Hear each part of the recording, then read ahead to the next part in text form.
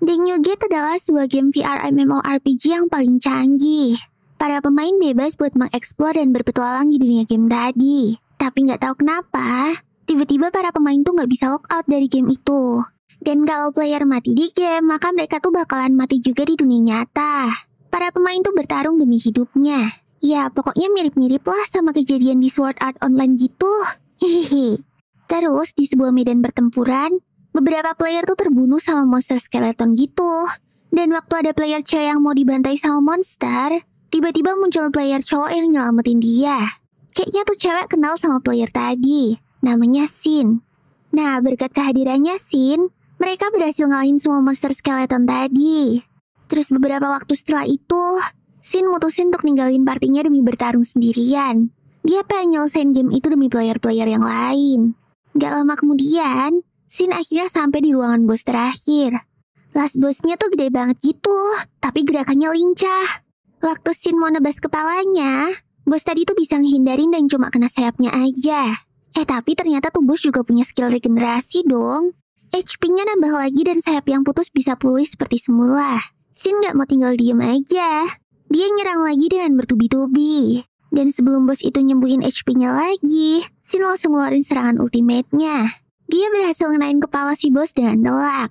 Akhirnya, bos tadi pun hancur jadi debu. Dengan kalahnya bos terakhir itu, maka game tadi tuh udah berhasil ditamatin sama Sin. Dia pun dapat skill dan gelar baru.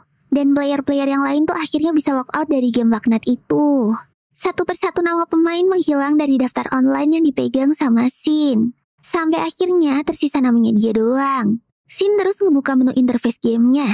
Tapi pas dia mencet tombol logout, tiba-tiba pintu yang di belakang Sin tuh kebuka. Sin bingung dong, ini ada apa lagi? Kan harusnya gamenya udah tamat wey. Terus dari pintu tadi muncul cahaya yang silau banget. Dan secara tiba-tiba Sin kebangun di padang rumput. Sin bingung lah, ini di mana ya? Apa masih di dunia game? Kalau dunia game kok rasanya realistis banget ya? Beda sama waktu masih di game VR kemarin. Mana dia masih bisa ngeluarin menu gamenya juga lagi. Pas dilihat, weh lah, status dan levelnya si Sin ini tuh naik drastis banget. Mungkin gara-gara habis ngalahin bos monster tadi kali ya, pikir Sin. Tapi yang bikin Sin kaget, pas nyari tombol logout tuh Sin gak bisa nemu dong. Tombol logoutnya hilang anjir. Mana dia tuh udah gak butuh jaringan internet buat connect ke game itu lagi. Wah, bingung banget dong si Sin. Apa ini sekarang adalah dunia nyataku? Ya udahlah, Sin mikir mending balik dulu ke markasnya. Sin ngeluarin item yang bisa mandu dia buat balik ke markas.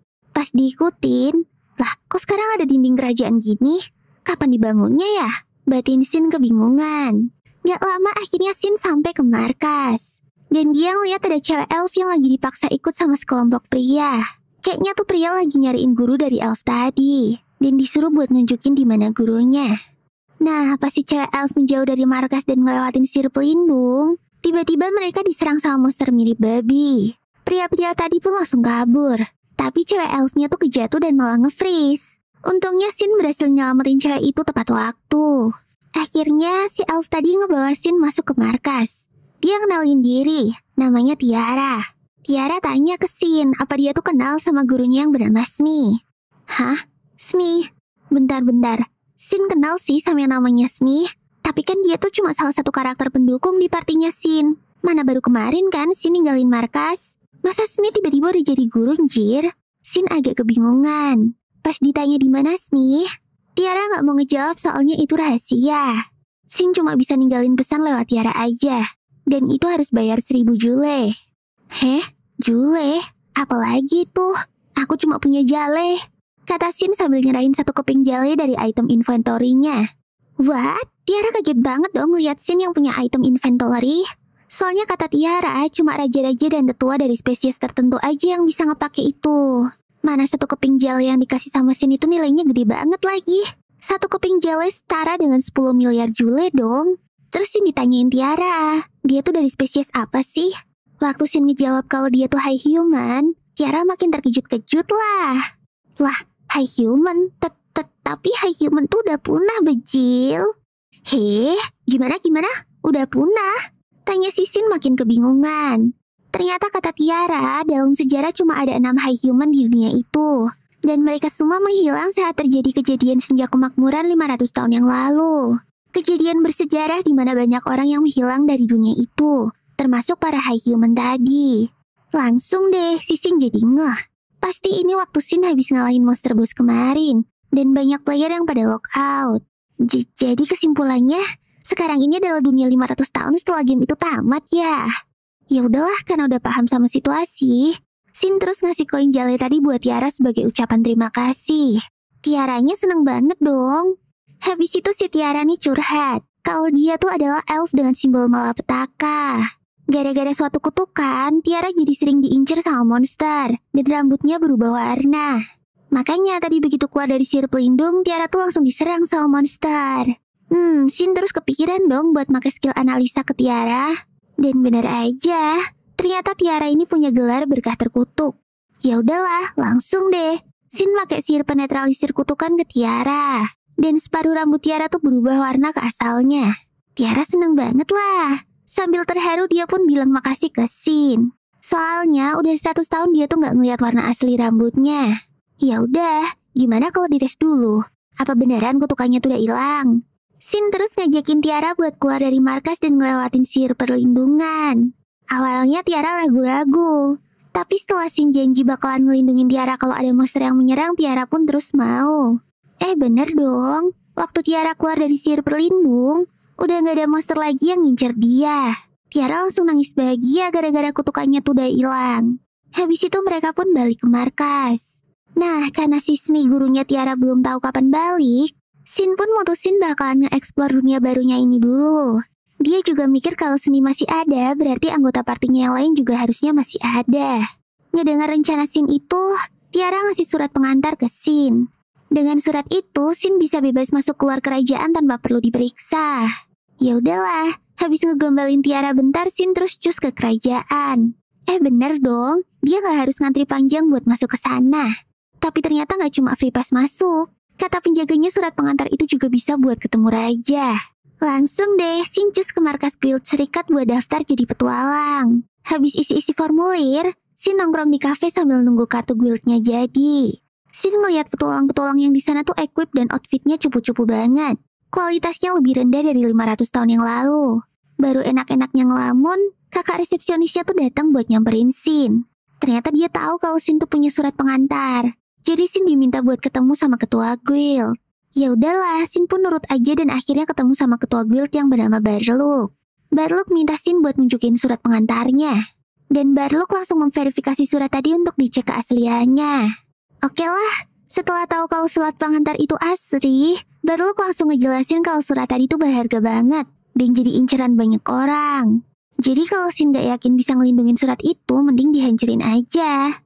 Iyalah, si om-om ini ngeremehin Sin dong. Tapi Sin dengan pede ngejawab kalau dia tuh bakalan ngejaga surat itu. Ya udahlah, Om Barlook pun terus nerima Sin jadi anggota guild dan ngajakin Sin buat uji kemampuan. Malamnya di penginapan, Sin kelihatan capek banget dan langsung ketiduran. Besoknya Sin ke guild buat ngejalanin misi. Kartu guildnya tuh udah jadi. Sin dikasih tahu kalau di sana tuh ada rank G sampai rank SS. Dan Sin bisa ngejalanin misi dengan tingkat kesulitan 2 level di atas ranknya. Terus Sin pun ngomong kalau dia tuh pengen ngejalanin misi nyari rumput ramuan. Ya udah, Sin langsung cus buat pergi.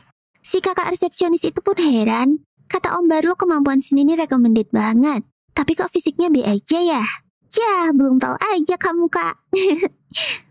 Nah, udah 3 jam berlalu. Sin belum juga nyelesain misinya. Ternyata ini lebih susah daripada waktu masih jadi game, bejir. Batin Sin. Nah, pas lagi keliling-keliling gitu, tiba-tiba dia ngeliat ada monster Skull Face Jack yang levelnya tuh tinggi banget. Sin jadi inget lah kalau orang-orang di kafe kemarin tuh pada ngegosipin monster ini. Katanya monster ini tuh udah ngebunuh beberapa orang gitu. Ya udahlah, sekalian ngetes kekuatannya sekarang. Sin langsung maju ngelawan monster itu. Ternyata pertahanan tuh monster cukup kuat. Mana dia bawa pedang elemen cahaya lagi. Karena biasanya monster tipe Undead tuh jarang banget yang bawa senjata elemen cahaya gitu. Sin terus berhasil ngenain serangan ke monster itu. Tapi kayaknya efeknya tuh gak segitu kerasa. Mana pedangnya Sin juga udah mau hancur lagi. Dan dia tuh cuma bisa buat 1 serangan lagi. Ya udahlah, Sin terus ngeluarin skill limit off-nya. Tubuhnya langsung beraura dan attack-nya meningkat drastis. Dan serangan terakhirnya, Shin berhasil ngehancurin inti dari monster itu. Sayangnya pedang cahayanya tuh mental jauh banget dong. Ya udahlah. Untungnya tuh monster masih ngasih drop item berupa batu permata gitu. Jadi nggak rugi-rugi amat lah. Yang penting Shin jadi tahu kalau kekuatannya dari game itu tuh masih berlaku di dunia ini. Terus yang Shin nggak tahu, pedang cahaya tadi mental sampai ke kamar raja, bejir. Para kesatria pengawal raja pada kaget banget dong. Ini pedang dari mana, woi? Para prajurit kerajaan terus pada ngumpul dari kamar raja itu. Mereka langsung ngebahas asal-usul pedang tadi dan ngecari tahu siapa yang lempar. Soalnya pasti orangnya tuh kuat banget. Nah, di kota, tiba-tiba Shin ngeliat warga lagi pada rame-rame. Ternyata ada party yang balik ke kota sambil terluka parah. Pas nyari-nyari tahu info, ternyata mereka tuh habis diserang sama monster Skullfish yang barusan dikalahin sama Shin tadi. Dari 12 orang di party itu, cuma 4 doang yang selamat. Oh alay, jadi gerobak hancur yang di hutan yang dilihat Shin itu punya mereka tuh. Pas ditanya apa Shin tahu sesuatu, dia bohong dan cuma ngomong kalau tadi itu lagi ngejalanin misi nyari rumput. Nah, pas balik ke markas Guild, di sana juga banyak petualang yang lagi ngumpul. Ternyata mereka tuh emang sengaja dikumpulin, rencananya buat ngebunuh Skullfish yang meresahkan. Skullfish-nya udah aku kalahin kok. Nih aku baru mau lapor, kata Shin ke Selisa, resepsionis Guild. Shin juga ngasih item drop dari Skullfish tadi buat bukti. Walah, Selisanya langsung kaget banget dong. Anjir, ngalahin Skullfish yang lagi trending FGP itu. Nih orang siapa sih? Terus tiba-tiba, ada teman kerjanya Selisa yang muncul. Kayaknya dia tuh gak gitu percaya sama omongannya Shin gitu. Masalahnya kalau mau ngalahin Skullfish tuh minimal rank B lah. Mana Shin juga gak ngebawa drop item yang lebih terpercaya lagi. Armor atau senjata apa gitu kayak dari Skullfish-nya. Mana sebenarnya Skullfish tuh kan jarang summon di sana. Biasanya monster undead kayak dia tuh kebentuk dari dendam dan penyesalan orang mati. Jadi ini tuh kayak kejadian langka banget dia bisa summon di hutan deket kota. Terus Shin ngomong kalau Skullfish tadi tuh levelnya 359 gitu. Wah, mereka kaget banget dong. Skullfish biasa aja udah susah dikalahin. Lah ini malah level 300-an. Dah gila. Si Els temennya Selisa tadi langsung nyuruh Selisa buat meriksa item drop yang baru aja dikasih sama Shin. Soalnya dari bola permata itu bisa dianalisa nih berapa level Skullfish-nya. Jadi bisa ketahuan Shin ini bohong apa enggak. Nah kalau emang benar Shin yang ngalahin, berarti menurut Els Shin ini tuh setara sama party rank A. Shin terus minta Els buat ngerahasiain kalau dia yang udah ngalahin Skullfish. Kayaknya Shin tuh gak pengen orang-orang tahu tentang kekuatan aslinya. Habis itu karena lapar, Shin langsung pesen makanan di kafe. Nah pas nunggu makanan, tiba-tiba ada petualang yang datang. Pas petualang itu jalan, semua orang tuh ngeliatin. Ternyata dia tuh langsung duduk di mejanya Shin gitu. Shin terus ngeliat kalau orang itu tuh ngebawa tombak legendaris yang setara sama senjata mitologi. Mereka terus kenalan. Ternyata tuh petualang namanya Wilhelm. Levelnya udah 188. Tapi ya gitu, orangnya tuh kayak songong dan nyebelin gitu loh. Wilhelm ngomong kalau Shin ini tuh kayaknya bukan orang sembarangan. Soalnya armornya tuh lumayan bagus, gak kayak orang-orang lainnya. Tapi Shin tetap ngerendah gitu. Wilhelm terus ngomong kalau julukannya itu si vampir. Gara-gara tombaknya tuh punya kemampuan drain yang bisa menghisap kekuatan hidup lawan. Makanya semua orang tuh takut sama dia. Oh alah, kirain orang-orang takut gara-gara mukamu yang pucat, kata si nyantai. Wah, orang-orang di kafe yang lagi nguping langsung pada panik dong. Anjay, berani banget tuh anak baru ngomong gitu ke Wilhelm, batin mereka. Tapi malah kayaknya gara-gara itu si Wilhelm jadi tertarik sama Shin. Besoknya Shin ke perpustakaan. Dia tuh pengen belajar sejarah dunia barunya itu. Soalnya dia kan udah skip 500 tahun. Jadi ya perlu nyari info-info apa aja lah yang terjadi waktu dia tuh time skip. Nah, kerajaan tempat Shin sekarang ini dibangun pas banget sama peristiwa kejatuhan agung. Dan ras-ras yang ada tuh sama semua kayak pas masih jadi game. Terus di kantor guild, Barluk si ketua guild lagi meeting sama pengawal raja. Ternyata benar, permata yang dibawa Shin itu ngebuktiin kalau Shin lah orang yang udah ngalahin Skullfish. Nah, pengawal raja tadi terus penasaran lah sama identitas orang yang udah ngebunuh Skullfish itu. Tapi Barluk gak mau nyebutin. Dia nurutin kemauan Shin yang gak mau kekuatannya diketahui orang. Pengawal raja itu penasaran banget lah. Soalnya kayaknya pedang cahaya yang nongol di kamar raja kemarin itu juga pasti dari si Skullfish. Nah, pedang itu termasuk senjata legendaris. Bahkan lebih unggul dari pedang pusaka negara itu. Nah, Shin-nya sendiri tuh malah lagi nyantai di taman kota sambil mamam camilan dong. Tiba-tiba ada bocil Furi yang kepengen. Ya udahlah, dikasih deh sama Sin. Bocil setengah harimau itu ngenalin diri namanya Millie. Dia terus bilang makasih sama Sin udah dibagi jajanan. Ternyata dia tuh kenalannya Wilhelm dong. Millie itu anak panti asuhan dan sering kabur-kaburan buat main. Jadi ya ada kebiasaannya Wilhelm buat nyariin Millie. Dan kayaknya Millie tuh deket banget sama Wilhelm. Pas mau pergi, Millie ngedeketin Sin dan ngebisikin dia. Millie minta tolong Sin buat nyelamatin rubah di hutan utara. Habis itu mereka pun pergi. Nah, di penginapan, Sin tuh bingung sama permintaannya Millie tadi. Ya udahlah, sambil nunggu Sni balik, Sin bakalan menuhin permintaan Millie besok. Oh iya, ngomong-ngomong soal Sni, Sin tuh jadi keinget kalau dia tuh punya satu cara buat ngehubungin Sni. Besoknya dia pergi ke tempatnya Tiara lagi, dan ngasih pedang ke Tiara buat dikasihin ke Sni. Sin ngomong kalau Sni tuh pasti langsung tahu siapa yang ngasih kalau lihat pedang itu. Pedang dari itu levelnya tinggi banget. Mana kata Sin materialnya tuh dari item-item drop monster boss legendaris dong.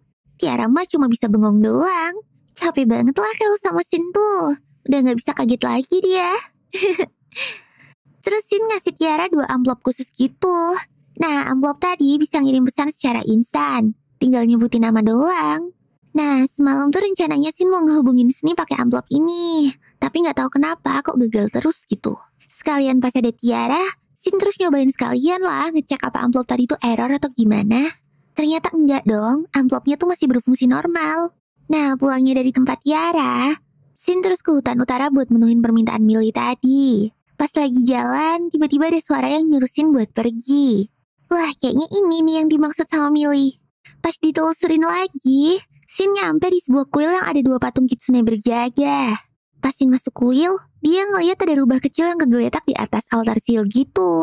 Pas dicek, ternyata tuh rubah kena kutukan dan lagi sekarat. Sin pun langsung nyembuhin pakai skillnya. Pas tuh rubah sembuh, tiba-tiba di luar kuil spawn banyak monster undead gitu.